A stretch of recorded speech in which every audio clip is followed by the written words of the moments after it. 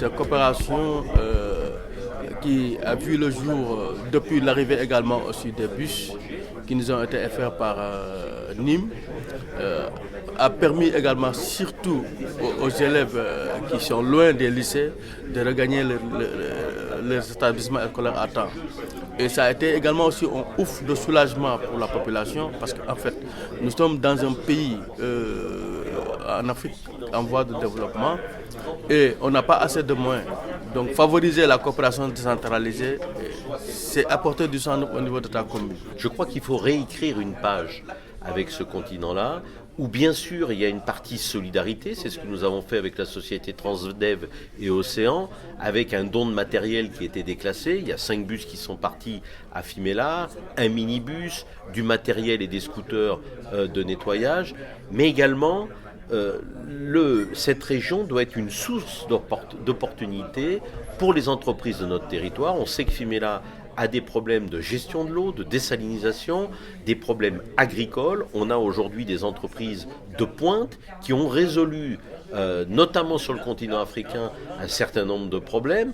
L'idée, c'est d'essayer de profiter de la conférence mondiale, par exemple, sur l'eau à Dakar au mois de mars prochain, pour emmener une caravane économique, de concevoir et de budgétiser un projet qui sera après défendu à la fois par le gouvernement sénégalais, puisque le maire de Fimela est un ami intime du président Macky Sall, l'association française pour le développement qui gère les fonds français en direction du continent africain et bien entendu l'Europe, pour ensuite permettre d'avoir un appel d'offres sur lequel nos entreprises du territoire, je l'espère de tout cœur, et je l'ai dit au maire de Fimela, gagneront cette partie-là. La problématique du transport, vous savez, par exemple, les villages qui sont à 8 km des lycées ont des difficultés. Et les pères de famille sont obligés également aussi de diminuer le nombre d'élèves de leur famille pour également aussi donner la chance aux autres, ce qui n'est pas normal. Parce que le président de la République a décrété une éducation pour tous. Une éducation pour tous, ça veut dire que tout le monde doit être instruit.